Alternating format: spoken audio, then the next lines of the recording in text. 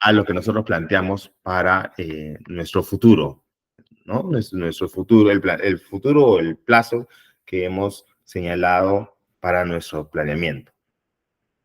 Y por último, periódicamente tenemos que hacer un seguimiento y evaluar cómo vamos. ¿Estamos cumpliendo? ¿Redujimos verdaderamente la pobreza? ¿Redujimos la inseguridad ciudadana? Tal vez hay que corregir, ¿no? Entonces, de repente el objetivo que establecimos no es tan real. En todo caso, la meta es muy grande. Finalmente, mi línea de base era otra. No estuvo bien la parte de diagnóstico y finalmente la línea base era muy real, ¿no? Entonces, ¿eso dónde lo vamos a ver? En la fase 4, que es seguimiento y evaluación. ¿Y por qué les hablaba de que esto se parece mucho al ciclo de Deming y a la mejora continua? Porque finalmente, igual como un ciclo de Deming, luego que nosotros medimos, identificamos situaciones, podemos corregir y modificamos en este caso el plan y volvemos a planificar. Entonces, en esa parte se parece mucho a un ciclo de mejora continua el planeamiento, ¿no? Entonces, yo diría que el planeamiento va de la mano, en todo caso, con una gestión por procesos, ¿no? Son como que primos hermanos, ¿no? Pero en este caso, lo resume igual que un ciclo de Deming en 4 fases, ¿no? Nuevamente, la primera, el diagnóstico, la segunda, cómo nos vemos al futuro, la tercera, el propio plan, y la cuarta, finalmente, la medición de cómo hemos implementado ese plan, ¿no?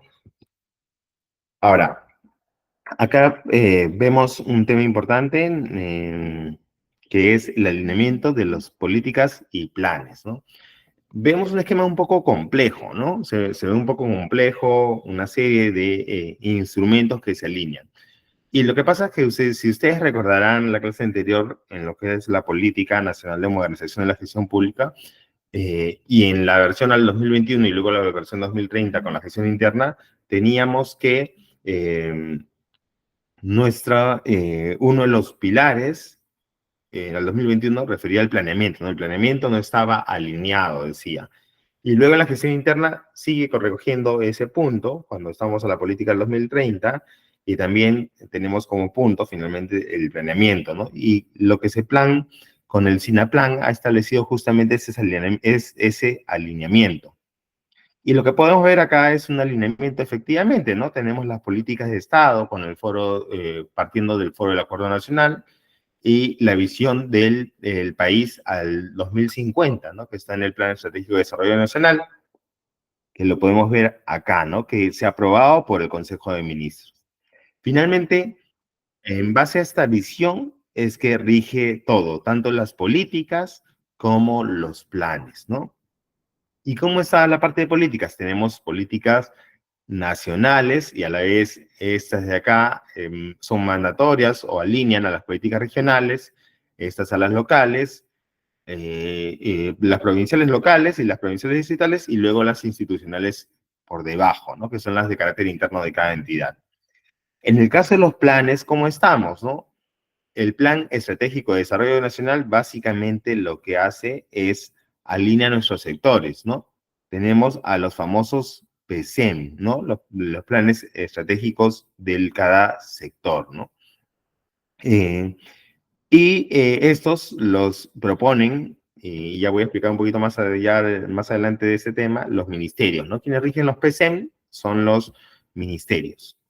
Luego, estos de acá a la vez alinean a los que son los planes regionales concertados de valga la redundancia, de las regiones, ¿no? Son los los que utilizan las regiones, que son los planes a mediano y largo plazo en el caso de los gobiernos regionales. Y luego tenemos los que implementan los provinciales, que son llamados también locales, ¿no? Pese a que no exactamente son gobiernos locales los provinciales, pero el plan como tal se llama Plan de Desarrollo Local Concertado, pero es de carácter provincial. Y luego más abajo tenemos alineado el plan local concertado y finalmente viene la parte institucional, ¿no? Que es el plan estratégico institucional y el plan operativo institucional, que es el nivel más pequeño del planeamiento, ¿no? Que básicamente establece actividades e inversiones, ¿no? O sea, es el punto más pequeño de la cadena de resultados, ¿no? Ahora, en muchas entidades pasa que tenemos otro tipo de planes, ¿no? Yo me he encontrado, por ejemplo, con planes, el plan anual archivístico, por ejemplo, ¿no? Alguno que ha trabajado en alguna entidad pública se encuentra con este plan que está avalado por una norma del Archivo General de la Nación, ¿no? Por ejemplo, ¿no? Y este plan establece ciertas acciones de carácter anual, ¿no? El CEPLAN reconoce básicamente este planeamiento, ¿no? Sino lo que pasa en la realidad es que estos planes conexos se tratan como un símil y lo que hacemos normalmente los planificadores es regular de manera interna cómo se alinean estos planes. Por ejemplo, un plan anual archivístico, yo lo alineo definitivamente a mi plan operativo, ¿no? Porque es de carácter anual. Recordemos que el POI nace anual, pero tiene un carácter multianual ahora, ¿no? Se alinea el presupuesto que también se ha vuelto multianual. Entonces, el plan anual archivístico está asociado a una actividad que hace el área, por ejemplo, de archivo de una entidad, ¿no? Entonces, por lo cual yo alineo definitivamente mi plan operativo, mi plan archivístico a mi plan operativo institucional, por ejemplo, ¿no? O, por ejemplo, hay un tema de una política de género, ¿no? Entonces, alineamos esta política que puede ser local, distrital, o podría ser institucional también, definitivamente a la política que tenga la región, o si no la tuviera, a la política nacional referida al enfoque de género, por ejemplo, ¿no? Entonces, todo actuar del planeamiento en general siempre tiene un alineamiento superior. No es que podemos ir y establecer un planeamiento por nuestro lado distinto al que tienen los órganos que tienen un alcance superior a nosotros, ¿no? De mayor distinción. Entonces, es importante entender que justamente en el marco de la Política Nacional de Modernización es que se hace este tema, este alineamiento, ¿no? Del planeamiento. Vamos a la siguiente lámina, ¿no? Y ahora, un poquito lo que veíamos en el anterior, voy a regresar un ratito, que es la visión del país al 2050, ¿no? Ese es el punto de partida, en todo caso, para todo el planeamiento, ¿no? Ahora, si yo quiero ir más allá, de repente iría a los objetivos de desarrollo sostenible incluso, ¿no?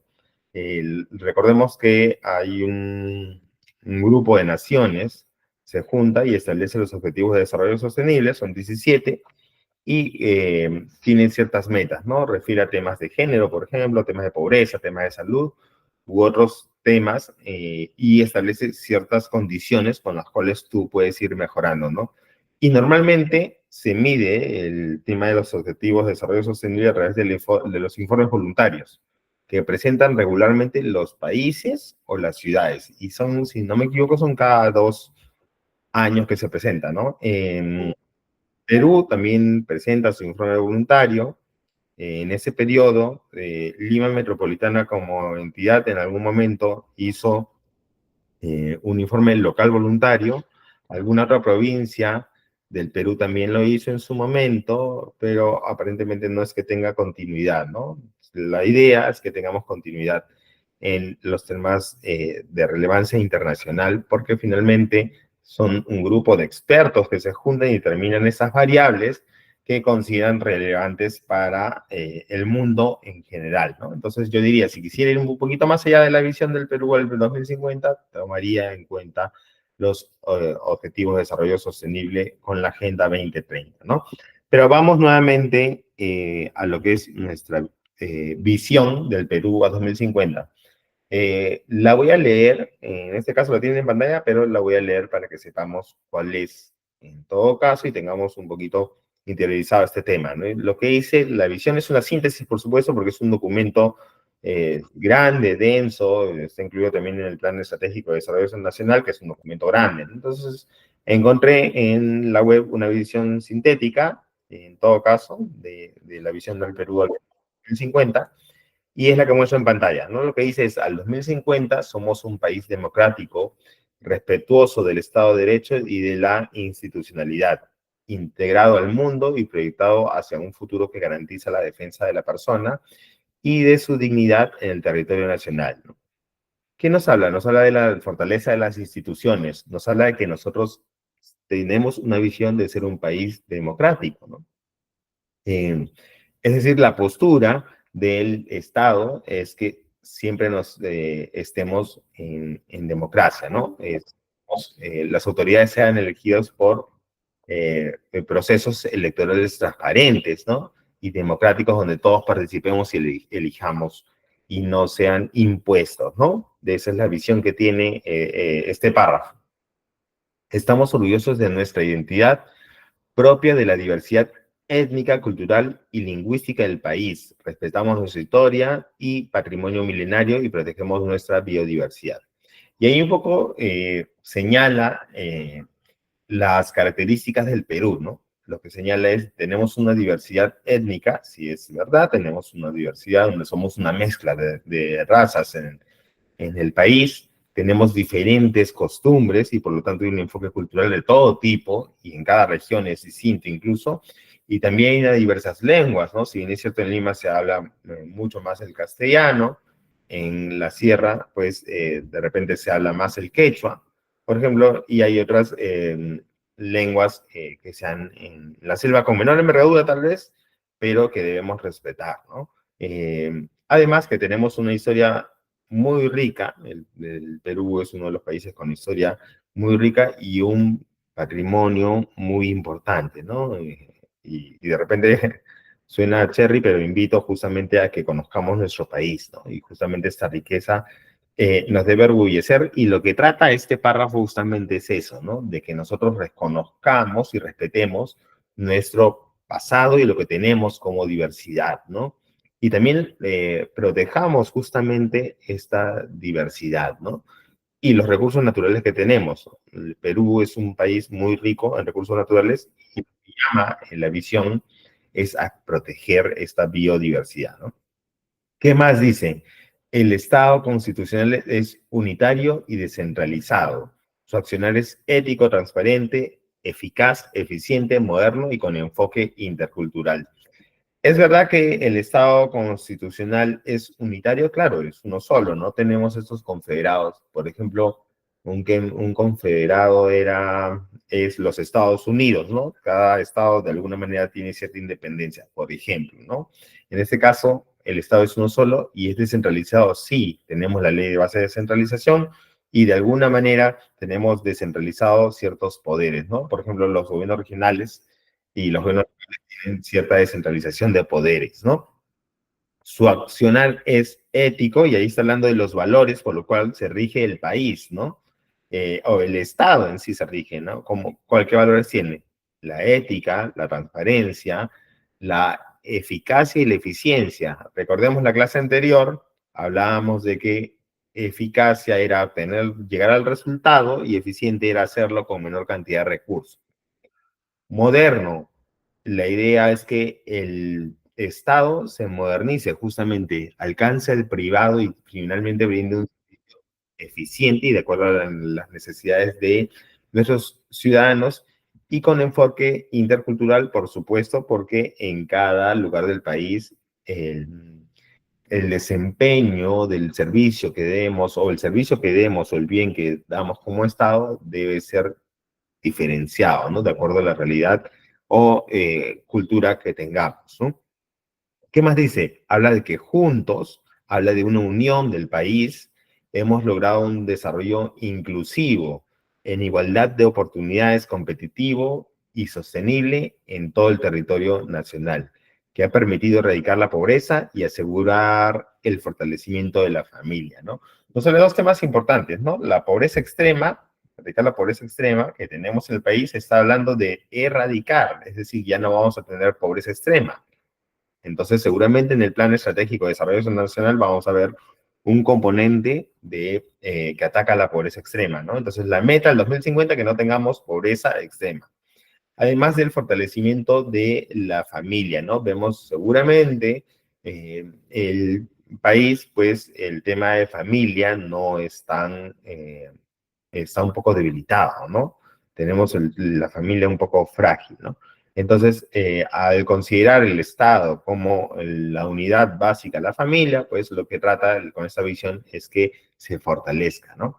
Además que habla de que se ha logrado un desarrollo inclusivo. Sí, pues este tema todavía está por trabajar, se tiene mucho camino por trabajar, que es la inclusión, ¿no? Y eso lo vemos en diferentes temas. Por ejemplo, si vamos al transporte público, ¿este será inclusivo? Todavía le falta mucho por realizar, ¿no? Por ejemplo, ¿no? En otros países, los paraderos tienen cierta elevación para que el bus y la vereda estén a la misma altura. ¿Eso qué garantiza? Que, por ejemplo, cuando hay alguien con silla de ruedas, puede ingresar directamente al bus, ¿no? ¿Pasará eso en el Perú? Tal vez en lo que es el sistema del metropolitano, de alguna manera se trata de eso, o el tren, pero en los buses que pertenecen a empresas privadas no necesariamente se logra esa inclusión, ¿no?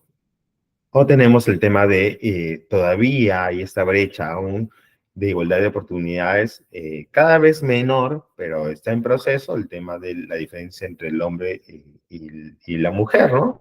En temas incluso salariales, lo positivo es que esa brecha, como mencionaba, está reduciéndose, pero todavía hay mucho camino por trabajar, ¿no? Entonces, en síntesis, la visión es la que podemos ver de esta manera y es, como mencionaba, el punto de partida para el planeamiento en Perú, ¿no?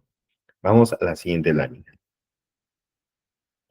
Ahora, vamos a las políticas nacionales, ¿no? Como les hablaba, teníamos dos factores dentro del planeamiento, las políticas nacionales y los planes en sí, ¿no?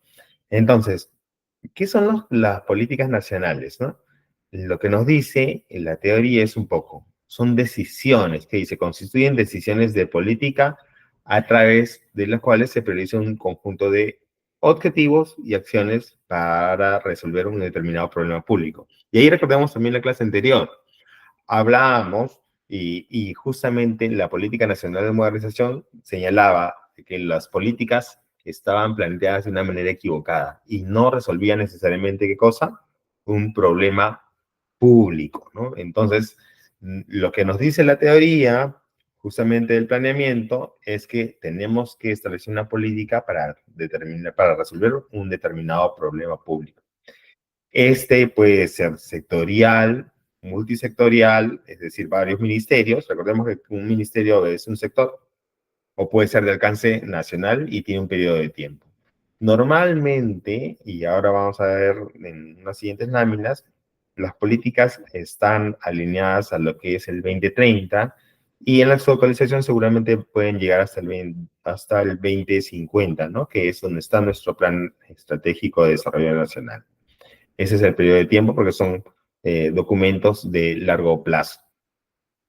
Pero, ¿qué cosas básicamente en síntesis? Son decisiones que toman, ¿no? O sea, son posturas que se toman respecto a un problema, cómo atacamos un problema, pero de carácter sectorial. Por ejemplo, en salud, ¿no? Tenemos un problema de tuberculosis, entonces la política se va a determinar de la siguiente manera, ¿no? Se va a dar periódicamente una canasta a las personas con TBC, que esta canasta tiene que tener un valor nutricional que garantice que recibe los componentes o los nutritivos, los nutrientes correspondientes para que la persona esté bien, ¿no? Aparte de eso, otra estrategia va a ser que vamos a dar una atención prioritaria a estas personas si tienen acceso, están identificadas y periódicamente se les hace seguimiento para que asistan a sus controles y se les da la medicina correspondiente de carácter gratuito. Esa es la estrategia que he establecido, ¿no? Y tenemos un plazo al 2030 de que este tema va a cambiar. ¿Quiénes son los actores involucrados? Por ejemplo, ¿no? El Ministerio de Salud es uno de los actores involucrados que da la atención en los centros de salud u hospitales. Otro actor involucrado, el Ministerio de Desarrollo e Inclusión Social, porque se encarga de dirigir el programa del PAN-TBC. ¿Qué otro actor involucrado tenemos? Tenemos a las municipalidades. Las municipalidades distritales van a, el gobierno del Ejecutivo les va a transferir un presupuesto y en ese presupuesto lo que van a hacer es comprar las canastas, ¿no? Se va a reunir un comité que lo que hace es establece los artículos o los alimentos que se van a comprar de acuerdo a un valor nutricional correspondiente que se requiere para ellos y van a entregar periódicamente las canastas y serán supervisados por el Ministerio de Desarrollo e Inclusión Social. Entonces, esos son los actores comprometidos que tenemos con esta política de salud y vamos a planificar que al 2030 ese tema haya cambiado, ¿no? Entonces, es algo así como se planifica una política nacional, ¿no? Como mencionaba, si la política no está calificada como multisectorial o sectorial, se entiende como de alcance nacional, ¿no?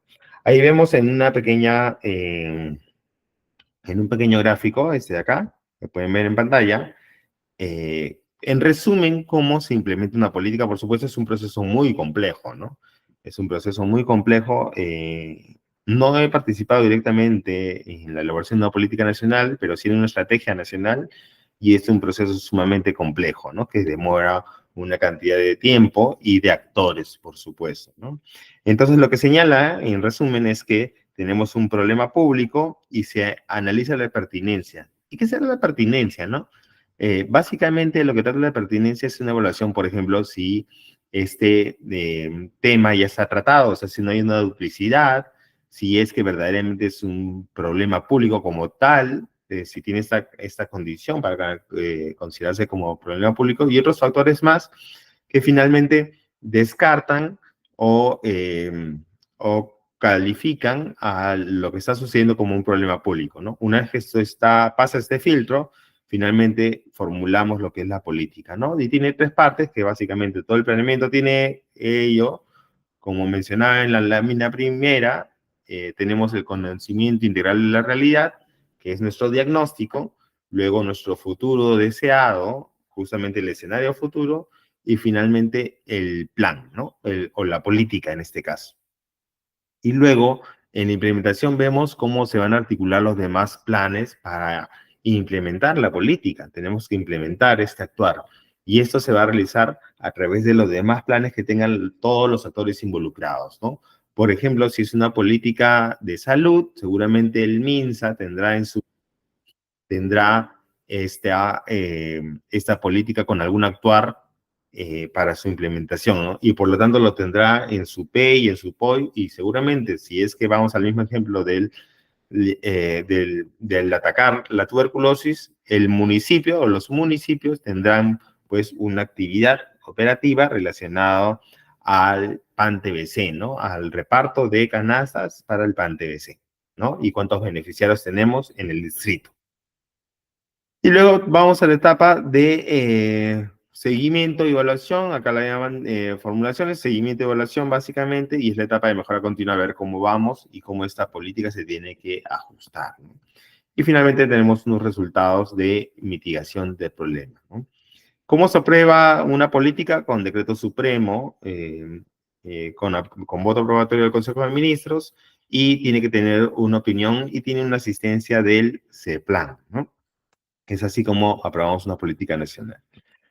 Vamos a la siguiente lámina. Bueno, en realidad tenemos 72 políticas. Yo he recogido algunas pocas en este pequeño cuadrito que extraje de la web que tiene ese plan, de las políticas publicadas y las clasifica justamente, ¿no? Acá señala, por ejemplo, la primera de ellos relacionada a la gestión del riesgo de desastre al 2050 y dice que es multisectorial, ¿no? La califica, la política señala cuándo está aprobada, desde cuándo está aprobada, y ahí están los links para poder descargarla y quién es el rector o el conductor de ese documento, ¿no? Y así está cada una de las políticas que tenemos. Acá tenemos 19, pero en realidad son 72 políticas y el repositorio lo he encontrado actualizado el 25 de junio del 2024, así que si alguno está interesado en revisar una política sectorial o multisectorial o nacional, puedo pasarles el link en todo caso a través de la coordinadora por interno y podrían acceder a cada una de las políticas. Melissa, no sé si hasta ahí alguien tiene alguna consulta, por favor. Tenemos un comentario A ver, ¿lo podrás sobre, señalar? sí, dice, efectivamente, teóricamente suena bien, pero en la práctica el 70% no se cumple.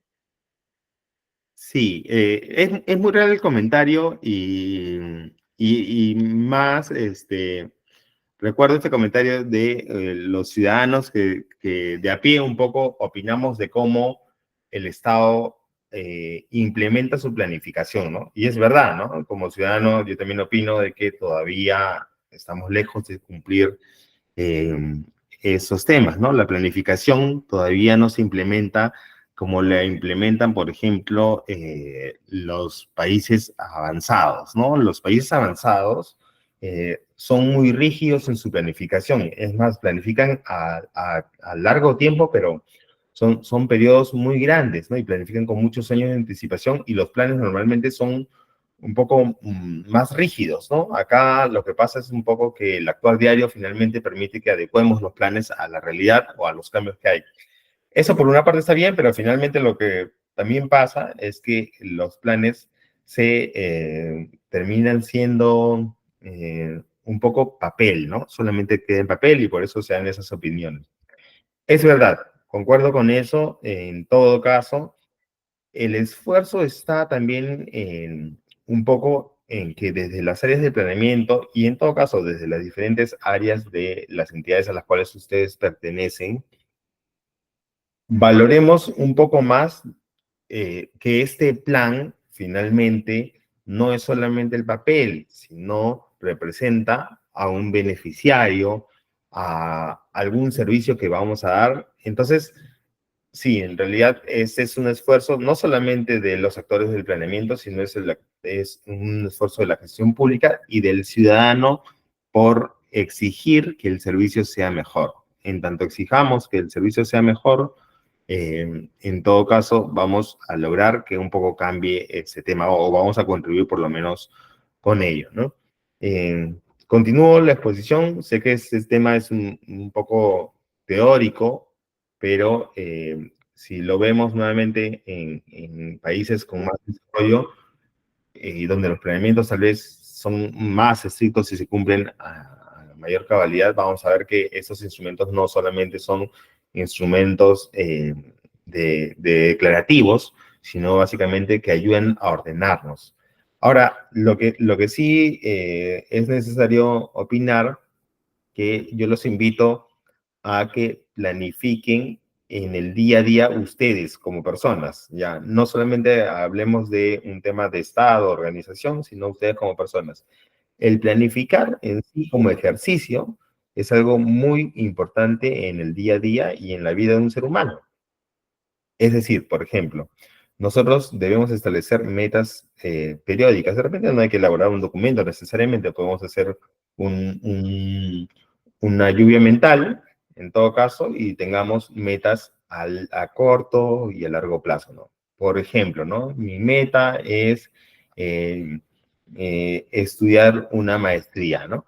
Entonces, de repente para eso necesito tener ahorrar un poco, bajar en tales gastos. Entonces es un tema de organización que voy estableciendo y voy planificando, ¿no? O mi meta es comprar un departamento de repente, ¿no? Entonces ese tema lo tengo a largo plazo, para eso debo estudiar más, debo esforzar más, debo fortalecer tales aspectos de mi vida y de alguna manera de eso trata la planificación, es mirar, ordenar y establecer objetivos respecto a una visión que tenemos en un cierto plazo, ¿no? Y siempre debemos planificar. Entonces, ahí vamos a ver, ahí ya vamos a poder entender que el planeamiento no es teórico, sino que se rige en el día a día y lo tenemos interiorizado, solamente que no nos damos cuenta, ¿no? A veces. Sí, continuamos con la clase entonces. A ver, continuando con lo que es una política nacional, ¿cómo se formula una política nacional? Les hablaba del análisis de la pertinencia y este tiene como insumo previo el análisis de pertinencia, es decir, si mi problema público es un problema público verdaderamente o no lo es, y luego tenemos ya etapas en la formulación, ¿no? ¿Qué nos dice el entregable uno? Delimitación y enunciación del problema público. Es decir, contextualizamos mi problema público, lo establecemos, lo definimos claramente. Mi problema es que tenemos un número considerable en el país de personas con TBC, ¿no? Y lo estructuramos, es decir, establecemos una métrica, consideramos, por ejemplo, que estoy mandando un número ejemplo, son 5 millones de peruanos que tienen TBC, ¿no? Entonces, y los caracteriza incluso, ¿no? Tantos son mujeres, tantos son hombres, tantos son niños, tantos se encuentran en la costa, tantos se encuentran en la sierra, tantos se encuentran en la selva, ¿no? Y estableceré una serie de características del problema en sí, ¿no? Luego vamos a la entregarle dos, determinación de la situación futura deseada, ¿no? Y las alternativas de solución. ¿Qué hacemos, no? Entonces, ya determiné que tengo una cierta cantidad de peruanos con tuberculosis, entonces en lo que es mi escenario futuro, voy a querer que este tema sea erradicado, no existan personas con tuberculosis, no tengamos personas con tuberculosis. ¿Qué alternativas de solución vamos a dar? Bueno, seguramente daremos asistencia médica gratuita, seguramente vamos a atacar el tema alimenticio y otros aspectos que ya como solución, considerando también las tendencias. Por ejemplo, una tendencia que podríamos haber considerado en el 2020 era una pandemia, ¿no? Uy, considerando la pandemia, entonces tenemos cierto riesgo de que esto no se dé de esta manera y tenemos que establecer una prioridad paralela al COVID, ¿no? Por ejemplo, ¿no? ¿Qué más? Luego, lo que hacemos en el entregable 3, que dice elaboración de los objetivos prioritarios e indicadores, ¿no? Y elaboración de los lineamientos. Establecemos un objetivo, por ejemplo, es justamente disminuir la cantidad de personas con TBC en el Perú, ¿no? En todo caso, garantizar la atención gratuita o incrementar la atención gratuita en las personas con TBC, ¿no? Y podemos poner otra serie de objetivos que determinamos para nuestro plan, ¿no? Y finalmente, le elaboramos los lineamientos porque luego de estos objetivos tienen que establecer ciertas condiciones, ciertas acciones de carácter estratégico que vamos a establecer como mencionaba, ¿no?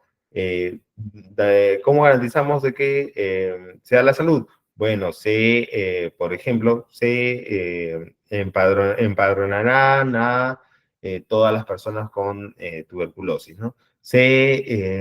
Finalmente, se convocarán cada cierto tiempo a estas personas para sensibilizarlos en cómo tratar su enfermedad. Eh, por ejemplo, se asistirá a través de programas de complementación alimentaria, entre otros aspectos que vamos a establecer como acciones de carácter estratégico para combatir el TBC, ¿no? Y finalmente tenemos identificación de los servicios, sus estándares nacionales de cumplimiento e indicadores. Como vemos en el tema de indicadores, se da básicamente en objetivos, y en este caso, en los servicios que vamos a dar. O sea, todo lo que establecemos como ruta para poder elaborar una política finalmente tiene que ser medido, ¿no? Tenemos que medir. Luego tenemos el objetivo 5 que dice identificación de las actividades operativas y los servicios. Claro, lo que hacemos finalmente son las actividades netamente que vamos a realizar o que va a realizar alguno de los involucrados en la política para poder garantizar el cumplimiento de la política, ¿no? O sea, no solamente podemos declarar objetivos, sino tenemos que establecer acciones ya aterrizadas, ¿no? Y estas acciones aterrizadas tienen que tener un actor responsable, tienen que tener una meta alcanzada, y debe estar claramente definida, ¿no? Finalmente, con eso logramos lo que es una política nacional, ¿no? Por supuesto que ese es de repente el ejemplo de la tuberculosis es un ejemplo muy pequeño. Seguramente hay una política nacional de salud, por ejemplo, que abarca toda la salud en general, pero lo trato de esquematizar en algo muy puntual para que sea mucho más fácil el entendimiento. Ahora, como les mencionaba, al inicio de la exposición teníamos pues la visión del Perú al 2050, luego teníamos las políticas nacionales y luego tenemos los planes estratégicos sectoriales, los famosos PCN, que también les había mencionado que obedece a un sector. ¿Quién está a cargo de un sector? Un ministerio. ¿Y qué se logra con estos planes? Son de cumplimiento de objetivos nacionales, ¿no? Cumplimos, o sea, contribuimos también a través de dos formas, políticas y planes a cumplir nuestra visión del Perú al 2050, ¿no? ¿Y cómo se alinea un PCN? Se alinea un PCN al Plan Estratégico de Desarrollo Nacional, ¿no? Al Plan Estratégico al 2050. Y lo que hace es básicamente también involucra una serie de actores, ¿no? Tenemos debajo de los sectores, recordemos, tenemos a una región, a una provincia y a un distrito, ¿no? Entonces tenemos esos niveles de gobierno, finalmente son los tres niveles de gobierno que están involucrados en la implementación de un PCN. Estos planes estratégicos son eh, multiactores, ¿no? Tenemos muchos actores, no solamente es el gobierno que participa en su formulación, sino básicamente también la sociedad civil. Y ahora vamos a ver un poquito más adelante este tema, cómo es la participación. Entonces, ¿qué características tiene un PCN? Es de carácter nacional y justamente está contextualizado, ¿no? Incluye el contexto nacional, a las personas, cómo viven, cómo sean los servicios, el carácter cultural u otros, ¿no? Tiene que estar en un contexto real, ¿no? Y justamente tiene un horizonte, como les mencionaba, de acuerdo al Plan Estratégico de Desarrollo Nacional y cumple hitos conforme el Plan Estratégico de Desarrollo Nacional también los tiene. Por ejemplo, 2030, 2040, 2050, cada 10 años normalmente, ¿no? Y como les mencionaba también en la anterior lámina, pues participan muchos actores. Y ahí es importante resaltar eso, ¿no? Muy aparte de las entidades públicas, también incluye la participación de las entidades privadas, o sea, es decir, las empresas. Y también tiene la sociedad civil y la academia. ¿Qué será la academia? La academia son principalmente las universidades, ¿no? Y la sociedad civil se refiere a las organizaciones conformadas justamente por los ciudadanos comunes y corrientes. Por ejemplo, les mencioné a la mesa de concertación para la lucha contra la pobreza, ¿no? Por ejemplo, es una de ellas, podría haber a ciertas organizaciones no gubernamentales u otro tipo de asociaciones involucradas en el tema, ¿no? Entonces, normalmente lo que se hace para establecer este tipo de planes es una convocatoria a los actores involucrados, ¿no? Eso es lo importante para esos planes. En resumen, todo el planeamiento, al igual que una política, también se basa en las cuatro fases que tiene el planeamiento estratégico. Primero, obtenemos los insumos, que nos da el diagnóstico finalmente, consolidamos el proceso de formulación, que es el plan en sí. Acá estamos hablando de la fase 1 y la fase 2, es decir, diagnóstico y futuro deseado, luego el plan en sí, y finalmente medimos, ¿no? Es básicamente también las cuatro fases que tenemos en el PCN. No vamos a entrar exactamente en el desarrollo, propiamente porque lo voy a hacer a través de un ejemplo con el plan de desarrollo concertado, ya que aterriza un poquito más a este tema. El PCN también tiene cierta complejidad para su elaboración y va a quedar muy corto el plazo para poder ver cómo se formula un PCN, ¿no? Entonces, vamos a poder verlo a través del plan de desarrollo concertado como señalaba, ¿no? Y para eso vamos a contextualizar un plan de desarrollo concertado. Como le decía, un plan de desarrollo concertado es regional, es provincial y es distrital, ¿no? Y es un plan a largo plazo. Normalmente son 10 años los que se formula un plan de desarrollo concertado, ¿no? Y ese tema sí es muy conocido porque habrá personas que han participado de un plan de desarrollo concertado como los que hacen los municipios, ¿no? Los municipios convocan a los vecinos y a las juntas vecinales, por ejemplo, convocan para que opinen sobre los planes de desarrollo concertado, ¿no? Y esto se basa en unas guías que ha establecido también el CEPLAN, y tiene un carácter técnico político, ¿no?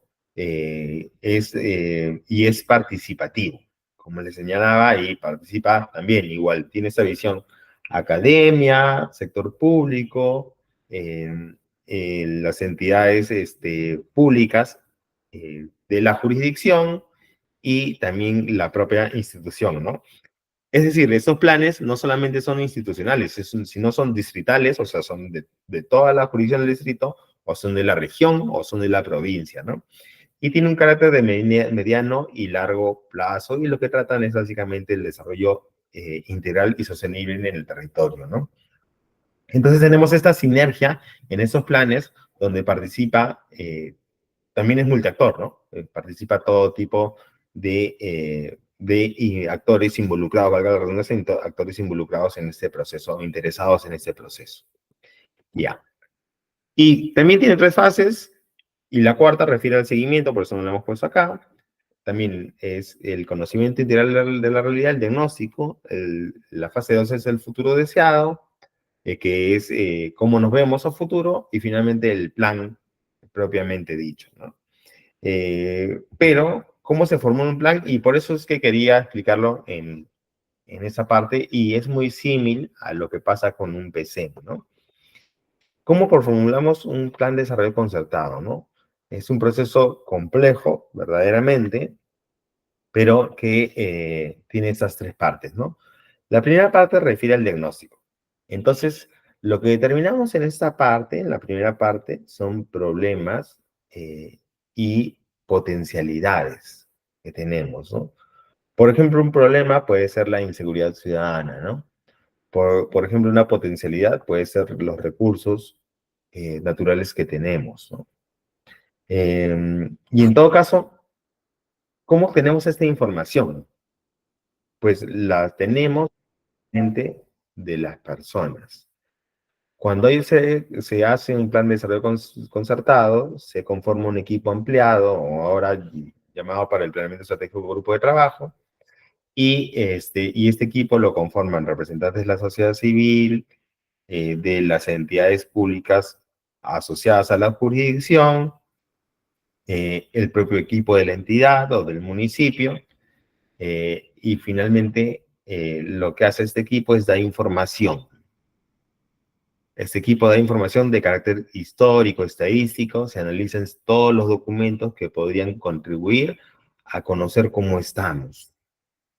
Por ejemplo, si hay un estudio del INEI, vamos nuevamente con el tema de salud, ¿no? Si hay un estudio del INEI referido a salud en ese distrito, pues tomaremos ese estudio, ¿no? O por ejemplo el censo puede ser una fuente de información importante para construir un plan de desarrollo concertado, ¿no? Y aparte se hacen talleres con los ciudadanos. También se hacen talleres con la academia y también se hacen talleres con la empresa, con las empresas. Entonces, normalmente se separan en estos grupos, y lo que hacemos es convocamos a los vecinos, normalmente organizados a través de juntas vecinales u otro tipo de organización, y les preguntamos con cierta estrategia qué problemas pueden identificar en el distrito. Por supuesto que se da todo tipo de respuestas, ¿no? El vecino común y corriente no necesariamente sabe del planeamiento y puede decir, ¿no? En mi cuadra roban mucho. Entonces nosotros tenemos que tener el expertise para determinar que eso obedece a un problema de inseguridad ciudadana.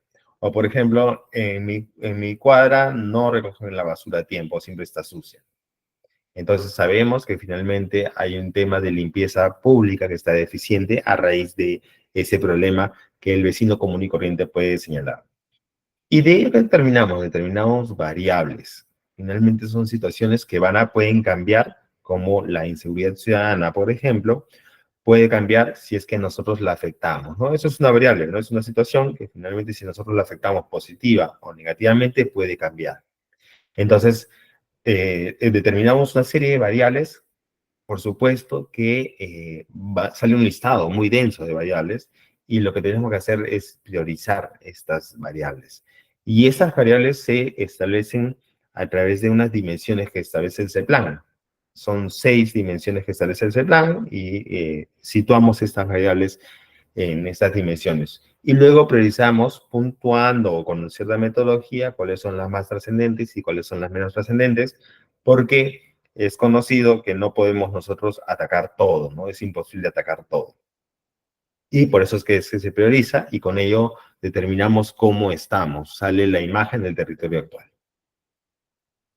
Hasta ahí terminamos el diagnóstico, así se construye un diagnóstico. Luego vamos a la segunda parte, cómo vamos a determinar nuestra imagen del territorio futuro, cómo queremos estar, ¿no? Entonces, básicamente ahí tenemos que enfocarnos en tendencias. Tenemos tendencias que también están establecidas en los instrumentos de planeamiento que nos da el CEPLAN. También tenemos riesgos y oportunidades y escenarios, ¿no? Formulamos estas situaciones recogiendo e interactuando con las variables priorizadas. Por ejemplo, una tendencia que puede ser, ¿no? El tema de salud, que haya una nueva pandemia, por ejemplo. O también podría haber un riesgo, ¿no? Que el Perú finalmente deje de ser un Estado democrático, ¿no?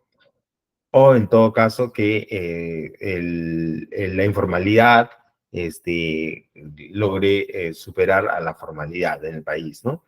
O un escenario que haya una catástrofe, por ejemplo, ¿no? Que haya un terremoto en gran parte del país y pues genere daños considerables en el país, ¿no? Entonces, bajo esas tendencias, riesgos, oportunidades y escenarios, lo que tenemos finalmente es la aplicación de medidas, o sea, es decir, ¿cómo voy a atacar estas posibles situaciones que se puedan dar a futuro? Esas medidas que implementaría para que las variables que he priorizado finalmente cumpla con el objetivo que yo quiero, ¿no? O sea, por ejemplo, ¿cómo voy a garantizar la reducción de la inseguridad ciudadana aun cuando hay un peligro en la salud por una posible pandemia? ¿Cómo voy a garantizar eso? Entonces, finalmente, establecemos un conjunto de acciones para estas variables, cruzándolas con las tendencias, riesgos, oportunidades y escenarios que tenemos y las medidas que hemos tomado. Y aparte de eso, también se realizan nuevamente eh, talleres con los involucrados, ¿no? Nuevamente realizamos talleres con los involucrados y les decimos, oye, en base a los problemas y las potencialidades que tú viste y lo que hemos determinado que finalmente que son estas situaciones llamadas variables que tú quieres atacar, ¿cómo te ves a futuro? ¿No? Entonces las personas dirán, bueno, yo quiero que mi calle esté limpia o en mi barrio haya seguridad ciudadana todo el tiempo, ¿no? Entonces cruzamos esto y lo que hemos determinado como metodología y finalmente tenemos la imagen del territorio a futuro, ¿no? Tenemos eso como resultado. Y ya con eso ya concluimos nuestra fase 2. ¿Y luego qué viene? Luego viene hacer el propio plan. ¿Y cuál es el trabajo ahí? Bueno, tomamos definitivamente las variables que hemos tratado y la propuesta de acciones y esas las adaptamos a convertirlas en objetivos, ¿no? Por ejemplo, si teníamos que íbamos a atacar la inseguridad ciudadana, pues seguramente un objetivo será relacionado a reducir la inseguridad ciudadana, por ejemplo, ¿no?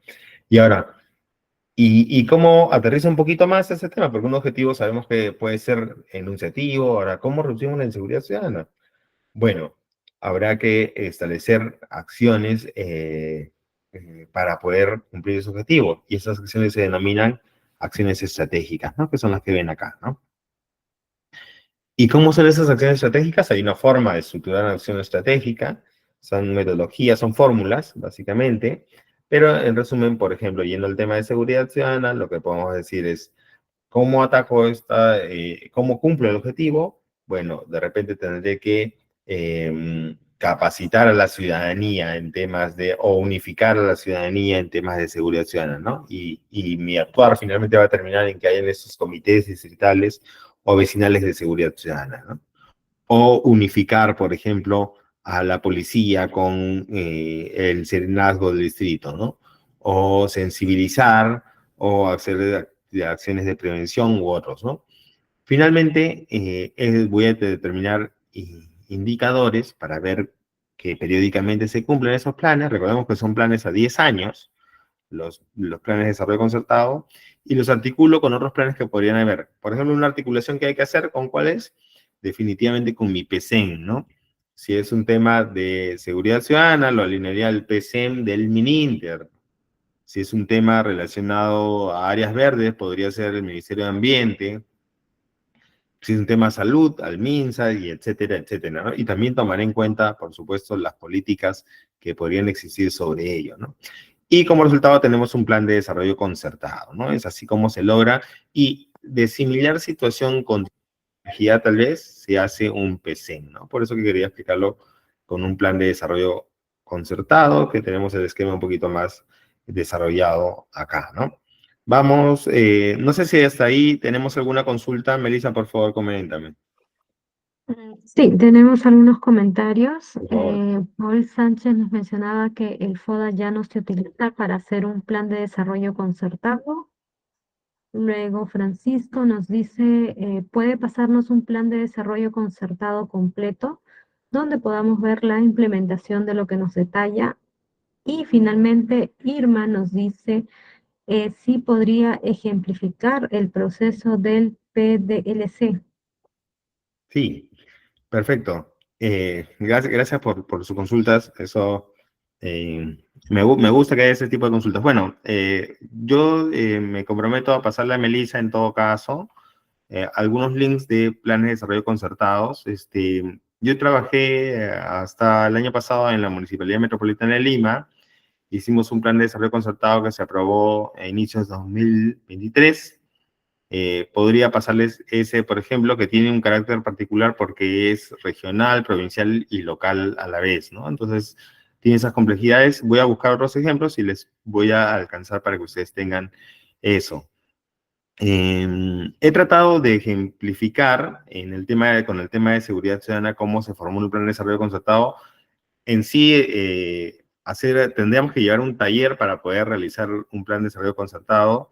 Eh, bueno, si en algún momento se da un curso de lo que es el planeamiento en sí, podemos llegar a cabo a desarrollar un plan de desarrollo concertado.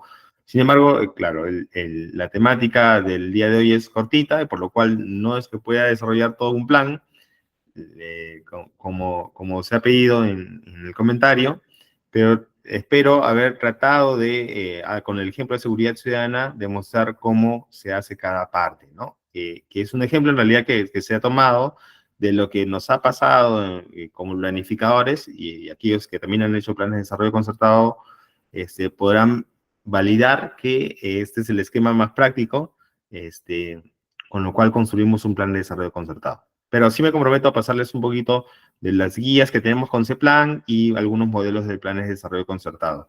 No sé si me olvidaba alguna otra o algún otro comentario, Melissa. No, eso era todo.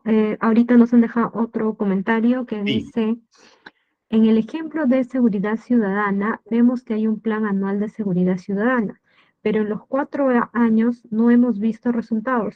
Solo la acción de patrullaje, compra y compra de motos, las camionetas no son la solución que se propondría desde la planificación. claro, definitivamente, mire, y ahí es un tema de Estado de repente. Es muy buena la pregunta, dicho sea de paso, ¿no? Por ejemplo, ¿no? Es verdad que la gestión actual, por ejemplo, de la Municipalidad Metropolitana de Lima ha planteado la compra de motos, ¿no? Y ha hecho entregas parciales, recientemente ha entregado a los distritos motos, ¿no? En algún momento el Mininter planteó, por ejemplo, el renting para vehículos, ¿no? Ya que teníamos un número muy importante de vehículos de policiales en desuso o parados, ¿no? Entonces se planteó eso, recuerdo cuando estaba el ministro Urresti, ¿no? Se planteó este tema. Entonces, lo que se ha planteado ahora, por ejemplo, a nivel distrital, es el patrullaje entre la policía y el Serenazgo, que es el patrullaje integrado, ¿no? Que radica justamente en que tanto el carro de la policía como el del Serenazgo incluso tenga el mismo distintivo, ¿no? Todos parezcan carros de policía. Y en el patrullaje del Serenazgo también va un policía, que es el que trabaja en días de Franco y se le paga un adicional, ¿no? Entonces, definitivamente no tenemos todavía resultado, porque tal vez que la estrategia que se está tomando de repente tiene una implementación un poco lenta también, ¿no? Los procesos en el Estado son lentos y la criminalidad avanza muy rápido. Yo desde de un carácter personal podría comentar, por ejemplo, que el tema de la migración masiva que se ha realizado y que no ha sido adecuadamente controlada, también está perjudicando un poco la seguridad ciudadana, ¿no? Entonces, el actuar finalmente en la planificación no está siendo muy eficiente en eso, ¿no? Establecería medidas, si me preguntas a mí como persona qué medidas establecería, definitivamente hay un tema relacionado a la migración, que hay que saber aprovechar porque también viene una cantidad de profesionales considerables que podríamos nosotros utilizar para fortalecer los servicios en los cuales tenemos falencia, como la salud, por ejemplo, pero también realizar un adecuado control para que justamente la persona migrante que llegue pues pueda ser filtrado previamente y solamente accedamos a alguien que favorezca al país, por ejemplo, ¿no? En temas de patrullaje integrado no me parece una mala idea, solamente que hay que fortalecer el tema de equipamiento, o sea, es decir, la cantidad de vehículos y personal en calle, en la parte policial y el serenazgo, no es suficiente, ¿no? Entonces, debemos también fortalecer eso. Hay un aspecto muy positivo con cámaras de videovigilancia. Creo que la tecnología aún no es suficiente en esas cámaras porque no detectan, por ejemplo, situaciones, o sea, no son automáticas y no requieren que todo el tiempo haya alguien mirando, ¿no? Y depende de esa persona si es que está distraída o no, que las cámaras puedan actuar con eficiencia o no, ¿no? Yo trataría de buscar este tema de inteligencia artificial para el tema de cámaras también, ¿no? Entre otras medidas que podrían realizarse en el planeamiento, lamentablemente no depende de mí, no soy un experto en temas de seguridad ciudadana, pero esos son los comentarios que puedo dar desde mi experiencia en las entidades públicas, ¿no? Espero con eso haber suelto, pero muy buena la pregunta del colega. Vamos al siguiente punto porque nos queda poco tiempo, en todo caso.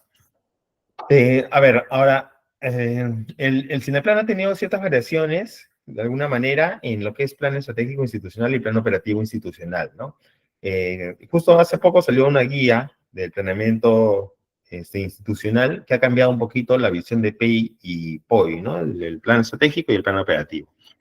Y un poquito que les mencionaba eso al principio de la clase, ¿no? En el caso del PEI, este se formula a nivel de pliego, y ahí viene la parte presupuestal, ¿no? Tenemos, ustedes saben, yendo un poquito, haciendo un paréntesis, en la parte de presupuesto, los pliegos y las unidades ejecutoras presupuestales, ¿no? Entonces, normalmente una unidad ejecutora depende de un pliego, ¿no? En este caso, el PEI es a nivel de pliego. Recuerdo cuando estaba en la Municipalidad Metropolitana de Lima y teníamos ciertas entidades adscritas a la municipalidad. Entonces, cada uno tenía un instrumento de planeamiento, ¿no? En algún momento cuando eh, estuvimos con el acompañamiento de ese plan, ahí se nos aclaró que lo único que podía tener un plan estratégico era la municipalidad como tal. Las entidades adscritas no podían tener ese tipo de documentos, ¿no? Y tuvimos que hacer una especie de adaptación. Recuerdo que adaptamos un documento y le denominamos, era un documento de planeamiento de carácter interno y le denominamos marco estratégico, ¿no? Entonces, de tal manera que teníamos sus POIs, finalmente se alineaban a su marco estratégico y este a su vez se alineaba al único plan estratégico de la Municipalidad Metropolitana de Lima, ¿no? Entonces, esas figuras hay que buscar considerando que la regla señala que el PEI se formula solamente a nivel de pliego o sector, ¿no? O entidad rector, en este caso, llámese ministerio u otro, ¿no? Pero básicamente la regla es un pliego presupuestal. En cambio, en el tema de POI, sí, un POI puede ser a nivel de unidad ejecutora sin ningún problema, ¿no? Y básicamente ya este tema aterriza, pero es de carácter institucional, es decir, tiene que cumplirlo solamente la entidad. Cuando veíamos el Plan de Desarrollo Concertado o los PCM, por ejemplo, o las políticas, tenemos multiactores. Hablábamos de que las universidades estaban las entidades privadas, estaban otras entidades públicas, pero en el caso del PEI y el POI no. En este caso solamente lo cumple la entidad, la institución.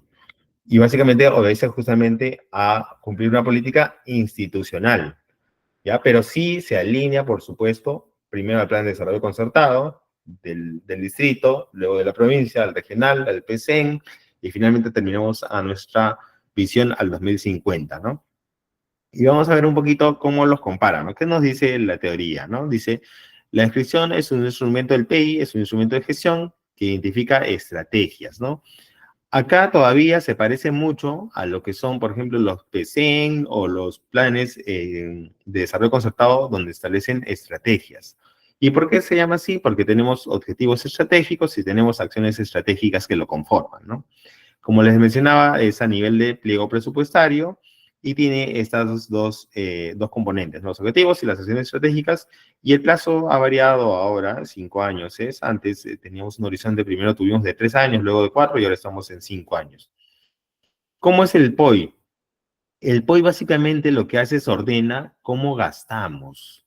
Cómo gastamos. Es un planeamiento a corto plazo y se conforma de los bienes y servicios que vamos a dar, básicamente, ¿no? Y lo que hace es orienta su actuar a nivel de actividades e inversiones, ¿no? Y eso lo vemos acá, como les señalaba, y tiene un periodo de 3 años, es multianual. Todavía ese tema de la multianualidad es no tan potente, del día a día que podemos ver los que estamos metidos en estos temas de planeamiento, porque el planificar un año normalmente es tedioso. Cuando se planifican los 3 años, para las entidades públicas lo que hacemos como una mala práctica, y lo dicen varias entidades, es que copian lo del año anterior y ajustan ciertos puntos.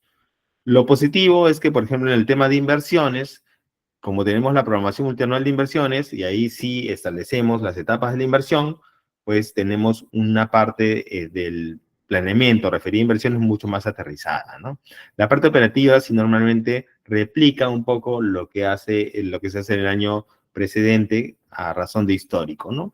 No está mal del todo, pero lo que se requiere reforzar, en todo caso, es el análisis que se haga del siguiente año y el subsiguiente año para que no sea una copy, no hagamos copy-pega, ¿no? Esa es la idea del planeamiento multianual. Considerando además que el presupuesto también ahora se formula en 3 años, no es anual del todo, ¿no? Cabe señalar que en diciembre, cuando aprobamos el PIA, cuando aprobamos nuestro PIA, nosotros sacamos un POI del año siguiente consistenciado con este PIA, ¿no? Vamos a ver un poquito más de este tema. Ahora, en las fases del planeamiento, recordemos que eran 4. La primera era el diagnóstico, escenario del futuro, el propio plan, y el seguimiento. En este caso, tenemos que casi se ha vuelto, a ver, es opcional para los ministerios, y las municipalidades es opcional, la fase 1 y la fase 2. Sin embargo, sí es obligatorio para las oficinas centrales de admisión de las universidades y las propias universidades, el Poder Legislativo y el Poder Judicial, ¿no? Las OPS y las ETES tienen el tema opcional también para la fase 1 y fase 2, ¿no? Sin embargo, de hecho que es obligatorio hacer el plan, y su seguimiento y medición también es obligatorio para todos, ¿no? Ahora, un componente del plan estratégico, ya viendo el tema del plan estratégico, definitivamente es la misión, ¿no? No hablamos de visión porque lo que hace el planeamiento estratégico habla de política, básicamente, ¿no? Un tema de política cambia este término de visión que usaríamos para un privado, por ejemplo, lo cambia como declaración de política. En el caso de la misión, en todo caso, lo que dice es la razón de ser de la entidad, ¿no? En resumen es eso, es la razón de ser de la entidad. Y lo que nos establece la teoría es que para su construcción vemos lo que son las funciones, ley de creación, los ROF, por ejemplo, vemos la población a la cual sirve, y cómo quieres cerrar las brechas que tiene respecto al servicio que da para esta población, ¿no? Y tiene una fórmula, este tema, es el rol central de la entidad, la población y finalmente un atributo, ¿no? Lo que dice el rol es básicamente las funciones sustantivas, por ejemplo, una entidad, por ejemplo, un municipio, lo que hará básicamente es servicios relacionados para vecinos, ¿no? Son servicios de seguridad ciudadana, de limpiezas, temas de prevención de salud, y perdón, se cambió de lámina, ahí está, de salud u otros. ¿Y para qué población? Será para los vecinos de la jurisdicción de tal distrito o de tal provincia o de tal región. ¿Y cómo queremos darlas? Por ejemplo, con calidad, mejora la atención, etcétera, etcétera. Son servicios que se dan con transparencia, cero corrupción, entre otras cosas, ¿no?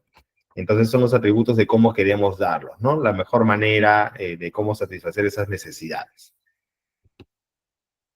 Y ahora, cuando hacemos un plan estratégico, también aplicamos fórmulas, como les decía, en una parte de la exposición, tenemos fórmula para establecer los objetivos estratégicos, ¿no? Y eso se hace a través de dos formas. Tenemos objetivos tipo misionales y tipo de gestión interna. Cuando ustedes vean un PI, normalmente hay un solo objetivo de gestión interna y los demás son misionales. Entonces, esta fórmula, la segunda, se va a aplicar solamente para ese objetivo, que es el verbo infinitivo más el aspecto a ser mejorado. En el caso del misional, tenemos la fórmula un poquito más compleja. Es un verbo infinitivo más la condición y a quién beneficio yo o ataco, en todo caso, al aplicar este objetivo. Vamos a ver, pues, un ejemplo de una entidad para que puedan verlo. Es el PEI del RENIEC, ¿no? Es el PEI que tiene el RENIEC a la fecha, lo bajé de la web, lo pueden ver también, y tenemos, por ejemplo, ¿no? Un ratito voy a retroceder para que veamos la fórmula. Dice verbo infinitivo más la condición más la población, ¿no? Vamos a ver un objetivo misional. Verbo infinitivo. ¿Cuál es el infinitivo? Mejorar, dice, ¿no? Incluso diría que es mejorar la calidad, ¿no? Eso es lo que quiere, es el verbo en infinitivo. Normalmente los verbos en infinitivo de un BEI siempre son en aspectos positivos, salvo que sea temas de reducción de, por ejemplo, nuevamente seguridad ciudadana, reducir la inseguridad ciudadana, ¿no? Pero casi siempre tendemos a redactar los objetivos de carácter con verbos que sean positivos, ¿no? Que impliquen el incremento de algo favorable. Entonces tenemos el verbo infinitivo que seguía la condición. ¿Qué cosa queremos cambiar? ¿Qué vamos en este caso a mejorar? ¿Qué dice? A ver, vamos a ver mejorar la calidad de los servicios de registro de identificación y registro civil, dice, ¿no? Con un acceso simplificado e integrado, ¿no? Eso lo establece como un complementario, pero en todo caso lo que quiere mejorar es mejorar el verbo infinitivo, la calidad de los servicios de registro de identificación y registro civil, ¿no? Eso es la condición que quiere mejorar, que quiere cambiar. Le ha aplicado el verbo infinitivo. Y finalmente, ¿cuál es nuestra población? En este caso dice en beneficio de la población. ¿Y por qué lo dice? ¿Por qué repite? Bueno, en este caso el RENIEC, pues rige para toda la población del Perú, ¿no? Y ha denominado así, lo generaliza para el tema de la población a la cual refiere, ¿no? En beneficio de la población, es decir, de todos los ciudadanos del país, ¿no? Entonces, ¿aplica la fórmula? Sí ha aplicado la fórmula. Vamos a ver un verbo, un objetivo de gestión interna, ¿no? Verbo infinitivo más aspecto mejorado. Y como les digo, normalmente los objetivos son de carácter misional, pero hay uno, en este caso el objetivo simple, que es el interno, ¿no? Es el interno, y dice fortalecer justamente la gestión institucional, por eso tiene un carácter interno, quiere fortalecer la entidad. ¿Y qué dice la fórmula? Verbo infinitivo más aspecto a ser mejorado. ¿Cuál es el verbo infinitivo? Fortalecer en este caso. ¿Qué quiere fortalecer? ¿Qué quiere mejorar? La gestión institucional orientada a resultados. ¿Aplica la fórmula? Efectivamente aplica la fórmula, ¿no? Entonces, de alguna manera breve, he tratado de darles un ejemplo de cómo construir un plan estratégico institucional. Por supuesto, tiene una serie de pasos que también requieren la participación, en este caso, de todas las áreas de la entidad. Recordemos que es institucional. Y vamos al último plan operativo. No sé si hasta ahí tenemos alguna consulta, Melissa. No, no, ingeniero, no hay más Perfecto. consultas. Con este plan ya estamos concluyendo lo que es la parte del plan, del SINAPLAN. Ok, ¿Qué es el POI, no? ¿Qué nos dice la teoría? Es un instrumento que orienta la asignación de recursos. Efectivamente, nosotros con esto administramos cómo vamos a gastar, cómo distribuimos nuestro presupuesto, y por eso es que se hace este alineamiento presupuesto-POI. ¿Por qué se hace un POI, no? Porque el PEI, recordemos que llega hasta acción estratégica. Entonces, ¿cómo implementamos finalmente? Tenemos puros enunciados, ¿no? ¿Cómo cumplimos esos enunciados? A través de un POI, porque el POI sí asigna recursos. Recordemos, los anteriores planes no necesariamente asignan recursos. En algún momento el plan de desarrollo concertado tenía una lista de proyectos. Finalmente eso cambió en el tiempo y ya solamente son enunciados a nivel de objetivos y acciones estratégicas. Pero el POI sí establece temas concretos, establece actividades e inversiones, ¿no? Como les mencionaba, se elabora a nivel de unidad ejecutora, o entidad o pliego en todo caso, si es que no tiene unidades ejecutoras, y es de manera participativa y concertada, pero nuevamente entre los actores de la entidad. Es institucional y tiene un carácter multianual de 3 años, tal cual se formula el presupuesto. Y como les mencionaba, tiene actividades operativas y tiene inversiones. Vamos a lo que dice la teoría con las actividades operativas, ¿no? Dice que es un proceso realizado por una o más personas que mediante el uso de recursos y que articulado con una serie de actividades interrelacionadas contribuye a la producción y entrega de un bien, servicio o regulación. Recordemos que en las entidades públicas nosotros también entregamos en algunos casos normativa, ¿no? No siempre entregamos un bien y servicio directamente. Y acá tenemos una formulita también, ¿no? Dice sustantivo derivado del verbo, es decir, que tiene que terminar en tema ción, ¿no? Por ejemplo, gestión de la plataforma. Entonces, usamos ese tema para redacción de una actividad operativa, diferente a cómo lo utilizamos para el PEI, ¿no? Para el PEI recordemos que era un verbo en infinitivo, ¿no? Pero en este caso es el sustantivo derivado del verbo empleado en la terminación sion, ¿no? ¿Y qué dice? Más el objeto directo. El objeto directo que describe el bien, servicio o regulación a nivel del proceso o insumo que en conjunto con otros procesos o insumos desarrolla la acción estratégica. ¿Cómo es esto, no? Un poco complejo de repente de entenderlo, pero podemos verlo ahora a manera de ejemplo. Pero antes de eso voy a cerrar con lo que es la parte de inversión. Y en la inversión, pues, los que manejamos proyectos de inversión pública, recordemos que los proyectos tienen componentes, ¿no? ¿Qué componentes podemos tener? Por ejemplo, el expediente técnico, o la gestión del proyecto, o la ejecución de obra. Resumo en esos, pueden haber otras, por ejemplo, como la supervisión u otros factores, pero en general los principales componentes son los que menciono, ¿no?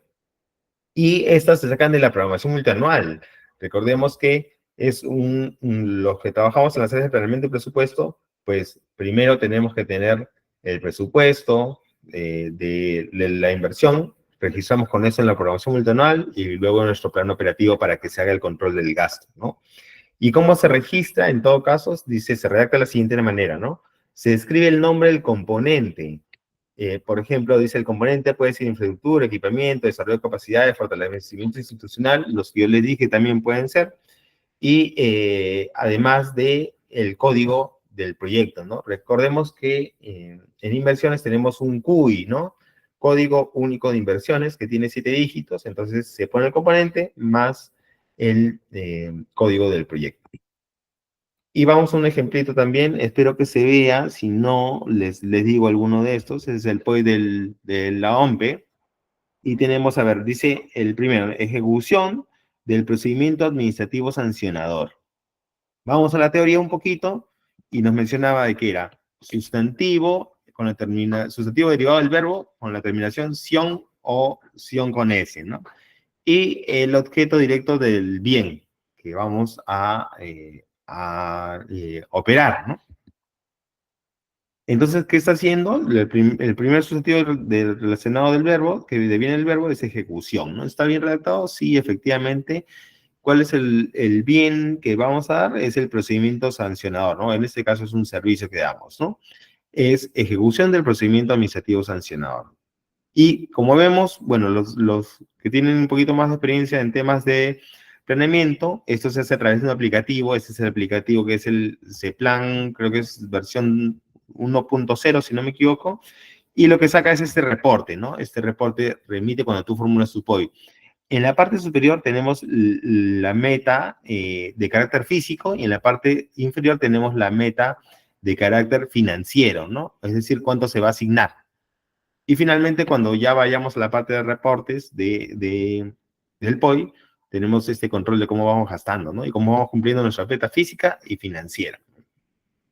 Entonces, las actividades, como podemos ver, en este caso tiene un presupuesto. Por eso es que el POI sí ya aterriza algo real.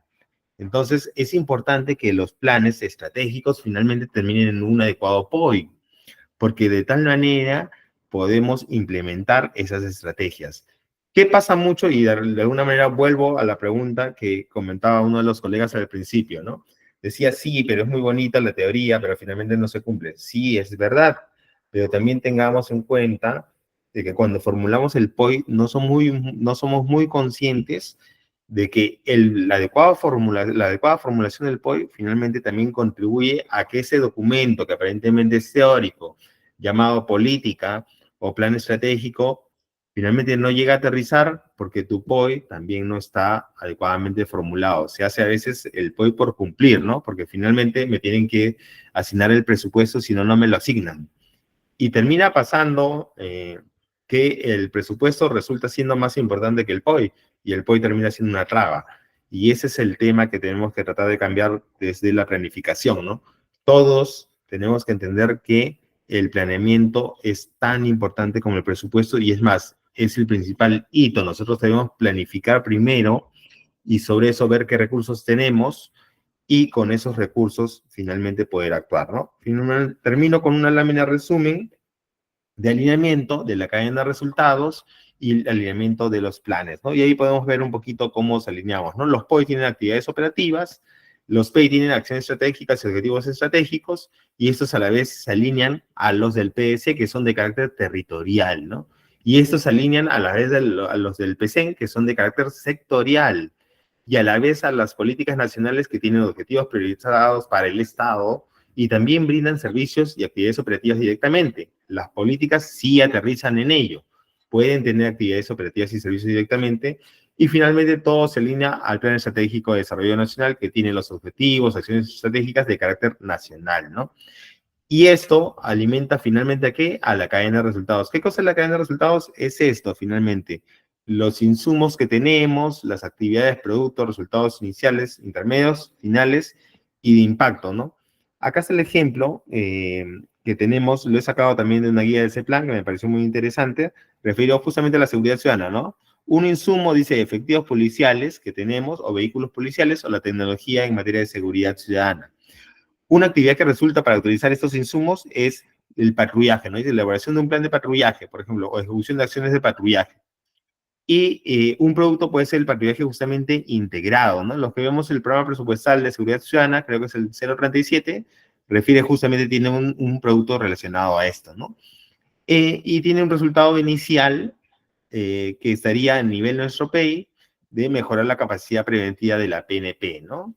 Pero finalmente esto va a contribuir a un resultado intermedio, que es el aumento de la captura y la desarticulación de bandas criminales, y un resultado, esto contribuye a un resultado final que sería la reducción de la victimización por delitos. Pero ¿qué tenemos como impacto a nivel nacional? Finalmente, la paz social, ¿no? Entonces, un poco para que entendamos que cada elemento desde pequeñito va a contribuir finalmente al gran objetivo del país. Con eso concluyo mi exposición y quedo atento a las consultas. Por favor, Melissa, coméntame si hay algunas anotaciones para responder